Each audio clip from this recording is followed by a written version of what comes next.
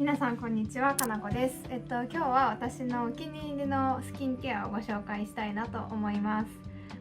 パリとかに来ると、もう海外に来るとスキンケアとか一からやり直しじゃないですか。基本的に日本のねものが買えないので、簡単に日本で結構こう精査してこういう時はこういうの使ったらいいんだなみたいなのがね、ある程度自分の中で分かっていたのにもかかわらず、こっちに来るとこうその日本で買えるようなものが買えなかったりするので、またゼロからいろいろスキンケアを精査し始めて、今もねまだ試してる途中ではあるんですけど、一旦私のマイベストみたいなのをねご紹介したいなと思ってます。同じような肌悩みとかフランスに住んでる方の参考になったら嬉しいです。まず定番のこのアベンヌウォーター、こちらです。これなんですけど、こんな感じで、こういうなんかサーマルウォーターっていう温泉水的なものって、日本にもねアベンヌだったら売ってるし、でフランスだったらいろんなメーカーが大体出してるイメージがあります。でいろいろ使ったんですけど、なんかアベンヌが一番なんかわかんないですけど、感覚優しいみたいな感じがあったのと、あと今回このパッケージがちょっと夏仕様の多分特別パッケージみたいな感じで可愛かったので、今回はアベンヌにしています。で私はこれをどうやって使うかっていうと、まずお風呂とか入る前、化粧を落とす前に夜だとねバーってやって、でその後にクレンジングをしたりとか、あとは朝起きて、基本的にこっちって後でご紹介するんですけど、拭き取り化粧水なんですよ。でなんかその拭き取り化粧水をする前とかに少しでも摩擦をねなくしたいと思って、朝起きてこうバーってやって、そこから拭き取り化粧水で洗顔するみたいな感じの時にこれを使って、お風呂上がりは体全身にもこうバーって一通りやったりします。結構重宝するいい感じです。で次はこちら、多分日本でも有名ですよね、このビオデルマのサンビシオってやつ。これは今お話ししてた拭き取り化粧水兼クレンジングみたいな感じで使っていて、でこれもなんだろうな、日本にいた時からたまに買ってたりするんですけど、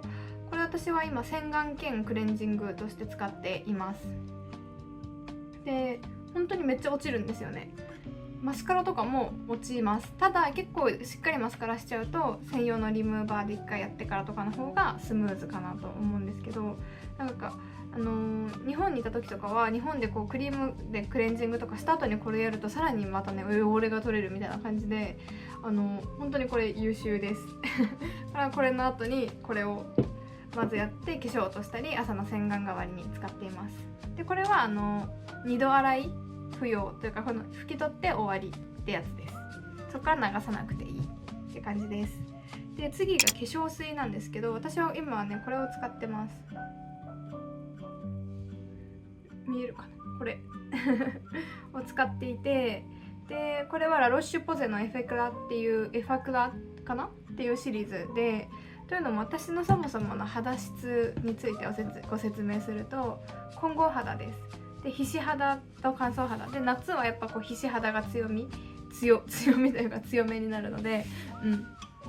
で、結構さっぱり系のものを選ぶようにしていて、であと生理前とかちょっとこう環境が変わったりストレスがかかると、ここにね吹き出物ができたりするんですよ。でそれもあって、スキンケアは結構この後ご紹介するものも大体こうニキビケアラインが多いです。私の今の一番の肌悩みっていう感じで。でそもそもフランスなんですけど、あんまりこう化粧水バシャバシャみたいな感じじゃないんですよね、スキンケアのルーティンが。さっき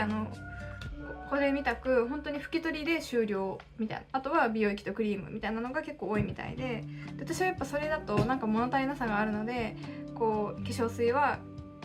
買ってます。でもあんまり種類がないっていう感じですね。でこれはラロッシュポゼのエファクラの、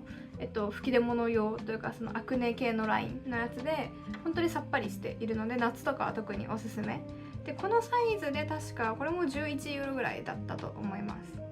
これも本当何本も使ってるって感じのものになります。でこの後何をするかというと、次は、美容液、じゃじゃん、これもラロッシュポゼのエファクラ同じシリーズです。でこれは、今2本目かな、お友達がおすすめしてて買ってみました。でこれとたまに、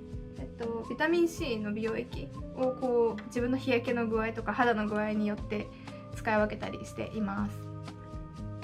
でこれは本当ニキビとかでこうよく角質とかざらつきを感じやすい場所に重点的にこう2度塗りとかして、で全顔毎日使えるものなので朝夜使ってます。だいたい25ユーロぐらい。多分日本でも全然売ってるんですけど、こっちの方が安いです。で今ね、円安とか言うじゃないですか。でパリとか来てもお買い物楽しめないってあると思うし、実際そうだと思うんですけど、なんだろう、フランス産のスキンケアとかはやっぱりこっちの方が安いし、免税も効くので、なんかスキンケア系とかファーマシーで買う、薬局で買うものだったら結構楽しくお買い物できるんじゃないかなと思ってます。で最後美容液、なんとクリームで、クリームは私この3種類を全部ラロッシュポセなんですけどこれを使い分けています。でまず1個目がこれで、これはシカバーム。これ最近日本でも発売されたって言ってました。もともとはヨーロッパというかフランスとかこっちしか売ってなくて、でこれが、SPF も入っているので50なので、日中朝とかに使ったりします。ただこの後にお化粧をするとちょっとこうなんだろうな、ボロが出やすいみたいな、浮きやすい感じもあるので、そういう場合はこっち、これはエファクラのクリーム、ラロッシュポゼのエファクラシリーズのクリームですっごいサラサラで軽いんですよ。で朝日焼けもしたくないけど化粧もちゃんとしたいなっていう日はこれにして、この後にこう日焼け止めを塗ったりとかっていう感じにしてます。で日中ずっと家にいるで今日は出かけないみたいな日は本当これを塗ってクリームと日焼け止め代わりにしたりしています。で夜はこれだけだとちょっとなんか軽いなみたいな日はこのシカクリームの夜用も使ってます。これは本当にこってりテクスチャーなので、なんか夏はやっぱこっちの出番の方が多かったです。で金額的に言うとこれは確か11ユーロぐらいで、このシカバームたちは12、3ユーロぐらいかなで買えますね。そんな感じです。で最後に大切なのは日焼け止め日焼け止めは私すごくいろいろね、未だに最適解がちょっと分かんないんであれなんですけど、まず日本から持ってきたアリー、これだけちょっといきなり日本のものなんですけど、これは、4、5本ぐらい持ってきていて、これがラスト1本で使い切ってしまいました今日。なんでこの後さよならです。でその他クリームでいうと、これアベンヌのこれは、スプレーに見えて実は普通にリキッドタイプのものなんですけど、これはこっちで買いました。これ持ち歩かない用でお家に置いておいて、こう私結構本当に日差しが強いので日中この窓からそういう時なんか気がついたら体に塗ったりしていて、であとはこれはね本当に何本も使ってます。ラロッシュポゼの、スプレータイプの日焼け止め、これは本当にすごく重宝していて、これはお家でも使うし持ち歩き用にも持っています。以上、そんな私のもう一個あった。でこれがもう一個スクラブ、毎日使いではないんですけど週 1,2 回ぐらい、1回ぐらいかな使っていて、でこっちの人って洗顔とかが拭き取りとかの代わりに結構しっかりとピーリングとかゴマージュっていうスクラブ系のケアをするのが一般的らしいんですよ。だから結構いろんな会社さんもスクラブラインみたいのを出していて、これもそのうちの一つ、有名なフランスの会社のブランドのスクラブでゴマージュで、私はこれをたまに肌のざらつきとかなんか吹き出物できそうみたいな予感がした時とかに事前の予防として使っています。でもう一個あった。どれもちょっとこれ汚いかもしれない。これです。オーディナリーの血みどろ美容液と血みどろピーリング。これは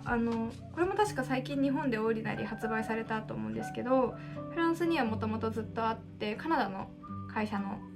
化粧品スキンケアです。でこのオーディナリーって何が人気かっていうと、すごいいい成分が入ってるのに安いっていうのですごく有名で、これも10ユーロとかで使えるものです。でこれは角質ケアとかにおすすめのものになっていて、本当に週1回とか、こっちを使うかこっちを使うかっていう感じで交互とか、なんかその時の肌の状況を見て使い分けてはいるんですけど、これは顔にバーって塗ってほんと強いから、皮膚が弱い方はちょっと他の部分で試してみてから使ってみてほしいんですけど、なんかでこう10分ぐらい置いといてその後流すんですよね。そしたらなんかほんとつるっとこうむき卵みたいな感じになってます。でこれもおすすめ、まだ1本目なんですけど、これもリピートしようかなっていう感じです。っていう感じで今日は私のフランスに来てからのお気に入りスキンケアをご紹介させていただきました。まだまだこうスキンケアもだし、シャンプーとかボディーソープとかそういうバスケアとかもこっちに来て模索中なので、皆さんと情報交換ができたら嬉しいです。で私がよく行くファーマシー2個、よく行くとか本当フランスに住んでる人がよく行くファーマシー2個最後にご紹介するので、そちらもよかったら見てください。では本日もありがとうございました。